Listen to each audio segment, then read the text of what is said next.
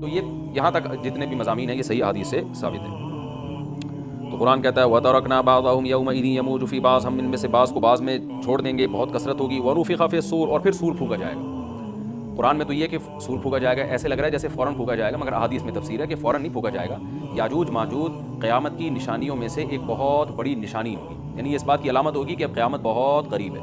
تو حضرت عیسیٰ ابن مریم علیہ السلام جب نازل ہوں گے، میں تھوڑی سی ترتیب بیان کر دیتا ہوں کہ جو کیونکہ بات یاجوج ماجوج کی چل رہی ہے تو اس سے منسلک جو واقعات ہیں جو اس دور میں ہوں گے وہ بھی میں اسی لیکچر کے ضمن میں بیان کر دیتا ہوں۔ ہمیں صحیح حدیث سے یہ پتہ چلتا ہے، سے پتہ چلتا ہے کہ قرب قیامت میں جب مسلمان بہت کسمہ پرسی میں ہوں گے تو خراسان سے لشکر اٹھے گا۔ خراسان یہ افغانستان اور ایران کا حصہ، اس علاقے کو نبی صلی اللہ علیہ وسلم کے دور میں خراسان کہا جاتا ہے، جس میں قندھار بھی آتا ہے، ایران کا بھی حصہ آتا ہے اس میں۔ تو یہاں سے لشکر اٹھے گا، مجاہدین لڑیں گے بہت بڑی تعداد میں، دنیا میں جہاد ہوگا، مسلمان ظلم کی چکی میں پس کے تنگ آ چکے ہوں گے، اور لڑتے لڑتے حدیث میں آتا ہے اتنی بڑی بڑی لڑائیاں ہوں گی کہ 1/3 مسلمان شہید ہو جائیں گے اس میں، 1/3 مجاہدین جو لڑنے والے ہوں گے، اور 1/3 جو ہوں گے وہ میدان جنگ سے بھاگ جائیں گے، اور 1/3 کو اللہ فتح عطا فرمائے گا۔ تو جو 1/3 میدان جنگ سے بھاگ جائیں گے، نبی صلی اللہ علیہ وسلم نے فرمایا ان کی توبہ کبھی قبول نہیں ہوگی۔ جو 1/3 شہید ہو جائیں گے وہ افضل ترین شہداء ہوں گے اس وقت کے، اور 1/3 کو اللہ تعالیٰ غلبہ عطا فرمائیں گے۔ ایک واقعہ تو ہمیں قرب قیامت میں نبی صلی اللہ علیہ وسلم سے یہ ملتا ہے صحیح حدیث سے۔ دوسرا ہمیں یہ ملتا ہے کہ قرب قیامت ہی میں مسلمان قسمہ پرسی کا شکار ہوں گے تو تلاش کریں گے حضرت مہدی کو، کیونکہ حضرت مہدی وہ شخصیت ہیں جن پہ تمام نیک لوگ جمع ہو جائیں گے اور وہ مسلمانوں کی میدان جنگ میں کمانڈ کریں گے، جہاد میں کمانڈ کریں گے۔ تو ان کو بیت اللہ میں تلاش کیا جائے گا، وہ رسول اللہ صلی اللہ علیہ وسلم کی اولاد میں ہوں گے، اور لوگ ان کو پہچان لیں گے، اہل اللہ پہچان کر ان کو اپنا امیر بنائیں گے، اور ان کی قیادت میں پھر لڑائی اور جہاد شروع ہوگا۔ اور یہ لڑائی جب دمشق میں لڑائی ہو رہی ہوگی تو دمشق میں عصر کی نماز کے وقت حضرت مہدی، میں نے جو یہ کہا کہ دمشق میں لڑائی ہو رہی ہوگی، مقصد یہ نہیں ہے کہ دمشق کوئی میدان جنگ بنا ہوا ہوگا، مقصد یہ ہے کہ وہ مجاہدین کا لشکر دمشق میں ہوگا عصر کی نماز کے وقت، لڑائی چاہے کسی اور میدان میں ہو رہی ہو، لیکن حدیث میں ہمیں دمشق کا تذکرہ ملتا ہے۔ تو دمشق میں حضرت شام کا تذکرہ ملتا ہے، اور جو قرائن ہمیں ملتے ہیں وہ دمشق کی ایک خاص مسجد ہے، وہ مسجد حضرت مفتی تقی عثمانی صاحب اور مفتی رفیع عثمانی صاحب نے اس کو ہائی لائٹ بھی کیا، لیکن وہ یقینی نہیں ہے، یہ خوب سمجھے، انہوں نے اس کا بھی تبصرہ کیا کہ اس کے بارے میں کوئی یقین نہیں ہے۔ تو حضرت مہدی عصر کی نماز پڑھا رہے ہوں گے، لوگ امامت میں آپ کے پیچھے کھڑے ہوں گے، یہاں تک کہ مسجد کے مینار پر، آج بھی وہ مینار موجود ہے جس کے بارے میں غالب گمان ہے کہ یہ وہ مینار ہے جہاں حضرت عیسیٰ علیہ السلام نازل ہوں گے، غالب گمان کے درجے میں کہا جا سکتا ہے، ورنہ پھر اسی کے اڑوس پڑوس میں کوئی مسجد ہوگی۔ میرا اگر شام جانا ہوا تو انشاءاللہ میں ارادہ ہے کہ میں ولاگ میں اس مسجد کا بھی تذکرہ کروں گا، اس جگہ کا بھی تذکرہ کروں گا، لیکن میں پہلے یہ بات بتا دوں کہ وہ 100% یقینی نہیں ہے، ایسا نہ ہو کہ اس مسجد کے مینار پہ چڑھ کے لوگ جو ہے وہ اس کے کوئی مینار کو ہی چاٹنا شروع کر دیں تبرک کے طور پہ۔ تو عصر کی نماز کا ٹائم ہوگا، حضرت عیسیٰ ابن مریم علیہ السلام فرشتوں کے کندھوں پہ ہاتھ رکھ کے نیچے اتریں گے نماز کے ٹائم پہ، یعنی آسمان سے مینار تک آئیں گے، اور پھر مینار سے آپ کے لیے سیڑھیاں لگائی جائیں گی، سیڑھیوں کے ذریعے مینار سے نیچے اتریں گے اور لوگ ان کو پہچان لیں گے۔ حضرت مہدی ان کو امامت کے لیے آگے کریں گے کہ آپ اللہ کے ایک پیغمبر ہیں، آپ نماز پڑھائیے، حضرت عیسیٰ علیہ السلام انہی کو آگے رکھیں گے، اور اس طرح کا مفہوم ہے حدیث میں کہ اللہ نے اس کام کے لیے آپ کو ہی منتخب کیا۔ کیا مطلب یہ امامت اس امت کا حق ہے؟ تو حضرت عیسیٰ ابن مریم علیہ السلام کا جو کام ہوگا وہ جہاد ہے، اور یہودیوں سے انتقام لینا، کیونکہ یہودیوں نے اپنے خیال میں حضرت عیسیٰ کو قتل کیا تھا، تو اللہ نے یہودیت ہی کے خاتمے کے لیے اور دجال کے خاتمے کے لیے عیسیٰ ابن مریم کو نازل کیا ہے۔ حضرت مہدی سے پہلے ہی دجال ظاہر ہو چکا ہوگا، دجال کے بارے میں حدیث میں آتا ہے کہ ہر پیغمبر نے اپنی امت کو دجال کے فتنے سے ڈرایا ہے۔ اچھا، یہ دجال ایک ایسی شخصیت ہے جس کا یہودی انتظار ہم سے زیادہ کر رہے ہیں، کیونکہ یہودی اس کو اپنے لیے نجات دہندہ سمجھتے ہیں، جبکہ حدیث میں آتا ہے کہ دجال کانا ہوگا اور اس کا خدائی کا دعویٰ ہوگا، اس کے پاس کچھ ایسی طاقتیں ہوں گی کہ مردے کو زندہ کر دے، زندہ کو مار دے، ایک طرف اس کے باغ ہوگا، ایک طرف اس کے آگ ہوگی، جو اس پر ایمان لائے گا اس کو باغ میں داخل کرے گا، اور جو اس پر ایمان نہیں لائے گا اس کو آگ میں داخل کرے گا۔ اور رسول اللہ صلی اللہ علیہ وسلم نے فرمایا اس کی جو آگ ہے حقیقت میں وہ جنت کا باغ ہوگا، اور اس کا جو باغ ہے حقیقت میں وہ جہنم کی آگ ہوگی۔ تو جو نبی کی باتوں پہ یقین کرتے ہیں وہ دجال کے فتنے سے محفوظ رہیں گے، اور حدیث میں سورہ کہف کی بھی تلاوت کا حکم ہے، جمعے کے دن جو کہف کی تلاوت کرتا ہے اللہ اس کو دجال کے فتنے سے محفوظ رکھتا ہے۔ اب آپ دیکھیں یہ سورہ کہف میں ہی قیامت کی علامات کا تذکرہ ہے نا، تو شاید اسی وجہ سے کیونکہ جو سورہ کہف پڑھتا رہے گا وہ یاجوج ماجوج کے واقعات بھی پڑھتا رہے گا اور اللہ کی قدرت کے واقعات بھی پڑھتا رہے گا، تو دجال کے فتنے سے اللہ اس کو اس برکت سے بچا کے رکھیں گے، فتنے سے محفوظ رکھیں گے۔ تو وہ ایسی طاقتیں دکھائے گا، بے وقوف لوگ اس پہ ایمان لے آئیں گے۔ حدیث میں آتا ہے کہ کانا کبھی بھی خدا نہیں ہو سکتا، یعنی اس کی تو ایک آنکھ ہوگی نہیں، لیکن بے وقوف لوگ اس کے یہ کچھ ظاہری کمالات دیکھیں گے، یہ نہیں دیکھیں گے کہ یہ تو شکل بھی اس کی اچھی نہیں ہے، یعنی خدا کم از کم جمال والا ہوتا ہے نا، یہ تو ہے بھی کانا، اور اس کے بڑا بڑا کافر بھی لکھا ہوا ہوگا واضح طور پر، جس سے پتہ چلے گا۔ لیکن احمق اور بیوقوف لوگ جیسے روحانی عاملوں کے کچھ شعبے دیکھ کر ان پہ سے متاثر ہو جاتے ہیں نا، روحانی عاملوں کے شعبے دیکھ کے، تو ایسے ہی دجال کے شعبے دیکھ کے متاثر ہوں گے۔ تو بہت لوگوں کو، خلقت کو، بہت بڑی امت کو گمراہ کرے گا دجال، اہل اللہ کو اللہ تعالیٰ اس کے فتنے سے محفوظ رکھے گا۔ پھر حضرت عیسیٰ ابن مریم جب نازل ہوں گے تو وہ دجال کو قتل کریں گے۔ حدیث میں آتا ہے کہ نیزے کے ذریعے گھوڑے پہ بیٹھ کے قتل کریں گے۔ علماء نے اس حدیث کا دو مطلب بیان کیے ہیں کہ یا تو اس کا مطلب یہی ہے کہ واقعی گھوڑے پہ بیٹھیں گے، نیزہ استعمال کریں گے، زمین جو ہے وہ اتنی پہلے اس سے جنگیں ہو چکی ہوں گی کہ لوگ دوبارہ تلواروں گھوڑوں کی طرف آ جائیں گے۔ اس بات کا امکان ہے، ہر ملک ایٹمی طاقت بن چکا ہے، تو اگر یہ ایٹم بم سارے ملک آپس میں چلا دیں تو ہم دوبارہ گدے گھوڑوں والی زندگی پر آ جائیں گے، ٹیکنالوجی ساری تباہ برباد ہو جائے گی، انسان کی ترقی۔ تو اس بات کا بھی امکان ہے کہ کوئی اس سے پہلے ہو سکتا ہے کوئی ایسی جنگ عظیم ہو کہ انسانیت دوبارہ پہاڑوں پتھروں کے دور میں آ جائے۔ لیکن ظاہر یہ معلوم ہوتا ہے کہ رسول اللہ صلی اللہ علیہ وسلم نے جو کلام کیا ہے، ظاہر ہے اس دور کے لحاظ سے جو لوگوں کے،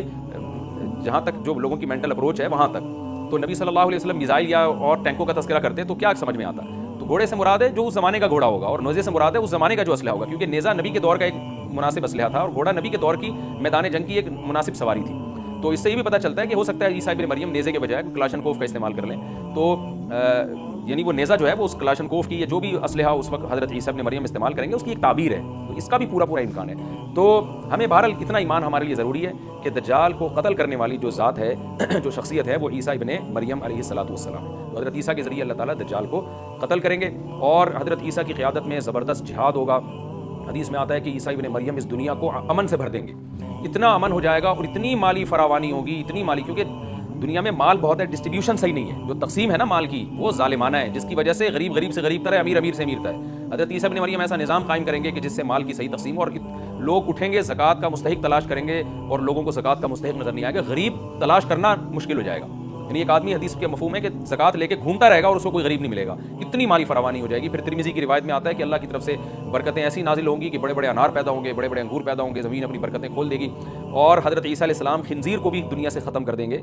خنزیر کی نسل کو ختم کر دیا جائے گا، وَيَضَعُ الْجِزْيَةَ، اور جزیہ کا نظام ختم، اما الاسلام و اما السیف، یا تو تلوار یا اسلام، اس کے علاوہ نہیں۔ تو نبی صلی اللہ علیہ وسلم کو اللہ نے جس مقصد کے لیے دنیا میں بھیجا تھا، اس مقصد کی جو تکمیل ہے وہ عیسیٰ ابن مریم کے ذریعے۔ باقی اس میں حکمتیں کیا ہیں، اس پر میرے الگ سے بیانات موجود ہیں کہ اللہ نے حضرت عیسیٰ ابن مریم کا انتخاب کیوں کیا اس کام کی تکمیل کے لیے، اسی امت میں کوئی کیوں منتخب نہیں کر لیا، یا یہ کہ پیغمبر صلی اللہ علیہ وسلم ہی کے ذریعے پوری دنیا میں اسلام کو غالب کر دیا جاتا، اس میں کیا حکمتیں ہیں، اس پر میرے الگ سے بیانات موجود ہیں۔ ابھی تو میں کوشش کرتا ہوں کہ تفسیر سے میں جو ٹو دا پوائنٹ بات ہے اس سے یہاں اس لیکچر میں نہ ہٹ۔ تو اسی وقت حضرت عیسیٰ ابن مریم اس کو یاجوج ماجوج کو قتل کریں گے اور دنیا انصاف سے بھر جائے گی، اور اللہ تعالیٰ نے جو پیغمبروں کو دنیا میں بھیجا تھا اس کا مقصد کیفیت اور کمیت دونوں لحاظ سے حاصل ہو جائے گا۔ اس کے بعد پھر آہستہ آہستہ دنیا میں زوال شروع ہوگا، اور پھر جب پوری دنیا کے لوگ زوال کا شکار ہوتے ہوتے کفر کی طرف جائیں گے، گناہوں کی طرف، اور حدیث میں آتا ہے جب تک ایک شخص بھی اللہ کا نام لینے والا ہوگا اس دنیا پر قیامت نہیں آئے گی، یہاں تک کہ آخری شخص دنیا سے اٹھے گا جو اللہ کا نام لیا کرتا تھا، تو اس کے بعد اللہ تعالیٰ سور پھونکیں گے، جبریل کو حکم دیں گے سور پھونکنے کا، اور اس دنیا کو تباہ و برباد کر دیا جائے گا۔ تو آگے قرآن کہتا ہے وَنُفِخَ فِي الصُّورِ، اور پھر سور میں پھونکا جائے گا، فَجَمَعْنَاهُمْ جَمْعًا، پھر ہم ان تمام انسانوں کو جمع کر دیں گے، وَعَرَضْنَا جَهَنَّمَ يَوْمَئِذٍ لِّلْكَافِرِينَ عَرْضًا، اور قیامت کے دن ہم جہنم کو، یومئذ جس دن ایسا ہوگا، یعنی جس دن سور پھونکا جائے گا، یہ دوسرا سور مراد ہے، للکافرین عرضا، کافروں کے سامنے پیش کر دیں گے۔ الذین کانت اعینہم فی غطاء عن ذکری، یہ وہ لوگ ہیں جن کی آنکھیں میری یاد سے پردے میں پڑی ہوئی تھیں، یعنی میری یاد کی چیزیں ان کو نظر ہی نہیں آتی تھیں، غفلت میں پڑی ہوئی تھی جن کی آنکھیں۔ وکانوا لا یستطیعون السمع، اور یہ سننے کی صلاحیت بھی نہیں رکھتے تھے، نہ حق بات سنتے تھے نہ حق دیکھتے تھے، بس اپنے خواہشات کی جو چیزیں ہیں وہ ان کو اچھی لگتی تھیں اور وہی ان کو سمجھ میں آتی تھی۔ تو یہ ہمارا رکوع الحمدللہ کمپلیٹ ہو گیا۔ اس رکوع میں ہمیں بہت سارے اسباق ملتے ہیں، میں نمبر وار اس کو مختصراً بیان کر دیتا ہوں۔ پہلی بات تو یہ کہ دیکھیں اللہ تعالیٰ نے کیسے کیسے بادشاہ دنیا میں بھیجے ہیں اور کتنے پاورفل بادشاہ۔ حضرت ذوالقرنین کا نام ہی قرن والا، دو کناروں والا، زمین کے بہت بڑے حصے کو حضرت ذوالقرنین نے فتح کیا، اور اللہ کے نیک بندے کیسے اللہ کے راستے میں لڑتے رہے ہیں۔ تو یہ جو لوگ بیٹھ جاتے ہیں نا بس عبادت کرو اور لڑائی وڑائی اسلام میں ہے ہی نہیں، یہ دنیا میں کوئی بھی عقل مند اس نظریے کا حامی نہیں ہوگا۔ تو طاقت اور قوت کی اسلام میں بہت زیادہ اہمیت ہے۔ اس سے ہمیں یہ بھی پتہ چلتا ہے کہ اپنے ملک کی، خاص طور پر اسلامی ملک کی جو فوجی قوتیں ہیں، جو فوجی طاقتیں ہیں، ان کی ہمیں قدر کرنی چاہیے، کیونکہ اگر کوئی بھی ملک عسکری لحاظ سے کمزور ہو جائے، کیونکہ اللہ تعالیٰ تو جو عسکری لحاظ سے طاقتور قومیں تھیں اللہ نے ان کا کتنا تذکرہ کیا، ہاں وہ اللہ کے باغی نہ ہوں۔ تو اسلامی ملک میں کوئی بھی اسلامی کنٹری ہے، چاہے سعودی عرب ہے، چاہے پاکستان ہے، چاہے ترکی ہے، کوئی بھی اسلامی کنٹری ہے، اس کی فوج کی قدر کرنی چاہیے، کیونکہ اسی کی وجہ سے ملک کا بارڈر محفوظ ہوتا ہے۔ اگر مسلمان عسکری لحاظ سے کمزور ہونا شروع ہو جائیں تو کافر ہمیں گاجر مولی کی طرح کاٹنا شروع کر دیں، اسلام دشمن قوتیں ہمیں کھا جائیں، ختم کر دیں ہمیں کھا کے۔ تو نیک قوتوں کو اپنی بقا کے لیے ہمیشہ سے ایک اسلحے کی اور طاقت کی ضرورت رہتی ہے. اس کی اہمیت اسلام میں بہت زیادہ ہے. موسیٰ علیہ الصلوۃ والسلام کے بعد کتنے بڑے بڑے جنگی کمانڈر پیدا ہوئے. ذوالقرنین کا اللہ نے کیسا تذکرہ کیا. ذوالقرنین کی عبادت کا کہیں بھی تذکرہ نہیں, حالانکہ وہ بڑے عبادت گزار بھی تھے. داؤد علیہ السلام کی عبادت کا تذکرہ بھی ہے, ان کی تلوار اور طاقت کا تذکرہ بھی ہے. تو اللہ تعالیٰ جہاں عبادت کا تذکرہ کرتے ہیں تو طاقت اور قوت کا بھی تذکرہ کرتے ہیں. اس سے عسکری لحاظ سے اپنے آپ کو مضبوط کرنے کی اہمیت کا ہمیں پتہ چلتا ہے کہ اسلام میں اس کی بڑی اہمیت ہے. کسی بھی اسلامی ملک کی فوج کا مورال کسی بھی لحاظ سے ڈاؤن نہیں ہونا چاہیے, اور عسکری لحاظ سے وہ کسی بھی لحاظ سے کمزور نہیں ہونی چاہیے, اور اس کو چاہیے کہ اعدوا لهم ما استطعتم من قوہ پر عمل کرے. کہ قرآن کہہ رہا ہے روز بروز اپنی طاقت اور قوت میں اضافہ کرنے کی کوشش کرو. اس سے مسلم قوم کو کبھی بھی غافل نہیں ہونا چاہیے. کوئی بھی ایسا کام جس سے مسلمان قوتیں اور طاقتیں کمزور ہونا شروع ہو جائیں, اس کام سے ہمیں بچنا چاہیے. دوسری بات ہمیں یہ پتہ چلی کہ اللہ تعالیٰ نے اہل اسلام کے ذمے پوری دنیا کی ذمہ داری لگائی ہے, کسی ایک ملک کی نہیں. جتنے بھی پیغمبر آئے ہیں جب وہ دنیا فتح کرنا شروع کی ہے تو کہیں رکے نہیں ہیں وہ کہ بھئی یہاں تک, اس سے آگے نہیں جانا. ان کی صلاحیت ہی ختم ہو گئی ہو, وسائل ہی ختم ہو گئے ہوں تو الگ بات ہے. تو پوری دنیا ہے جس میں اللہ کے دین کو غالب کرنا ہے. اب اس کا طریقہ کیا ہوگا, ظاہر ہے جو جس زمانے میں سوٹیبل طریقہ ہو وہ اختیار کیا جائے گا. تو حضرت ذوالقرنین پہلے انتہائی مشرق کی طرف گئے ہیں جہاں سورج نکلتا ہے, تو وہاں سے جہاں سے آبادی شروع ہو رہی ہے, اور ان کا خیال تھا کہ اب آگے آبادی نہیں ہے تو پھر جا کے اسٹاپ کیا ہے. مغرب میں بھی ایسے ہی, شمال میں بھی ایسے ہی. تو ہمیں جب دیکھتے ہیں کہ جب صحابہ کرام نے دنیا فتح کرنا شروع کی ہے تو ہمیں مسلمان کمانڈروں میں بھی ایسے واقعات ملتے ہیں کہ وہ علاقے فتح کرتے کرتے سمندر کے کنارے پہنچے اور انہوں نے سمندر کو دیکھ کے کہا کہ تیرے آگے بھی آبادی ہوتی نا تو ہم اللہ کا کلمہ وہاں بھی بلند کرتے. تو یہ دور تھا مسلمانوں کا, اور یہ عیسیٰ ابن مریم دوبارہ پھر وہی کریں گے, پوری دنیا کو فتح کریں گے. تو حضرت ذوالقرنین کے اس واقعے سے پتہ چلتا ہے کہ پوری دنیا کی ذمہ داری اللہ نے ہمیشہ سے اہل اللہ پہ لگائی ہے, اور وہ پوری دنیا میں اللہ کے دین کو غالب کرنے کی کوشش میں ہمیشہ سے لگے رہے. تیسری بات ہمیں پتہ چلتی ہے کہ اسباب اور وسائل کی اہمیت ہے. حضرت ذوالقرنین نے جب اتنا زبر پہاڑوں کے بیچ میں اتنا یعنی لوہے کی پلیٹیں لگا کے تانبا پگھلا کے آہنی دیوار بنائی ہے تو خوش ہوئے ہیں, ھذا رحمت من ربی, میرے رب کی رحمت ہے. تبھی تو اللہ کا شکر ادا کیا نا, خوشی پہ شکر ادا کیا جاتا ہے. تو اس سے یہ بھی پتہ چلتا ہے کہ سائنس اور ٹیکنالوجی, دیکھیں یہ کام ٹیکنالوجی کے بغیر ممکن نہیں تھا. تبھی تو اس قوم نے کہا نا ذوالقرنین سے کہ ہم پیسے آپ کو دیں گے, لیکن ہمارے پاس وہ وسائل نہیں ہیں, وہ ٹیکنالوجی نہیں ہے ہمارے پاس. اور بظاہر ایسا لگتا ہے کہ ان کے پاس لوہا بھی تھا, تانبا بھی تھا,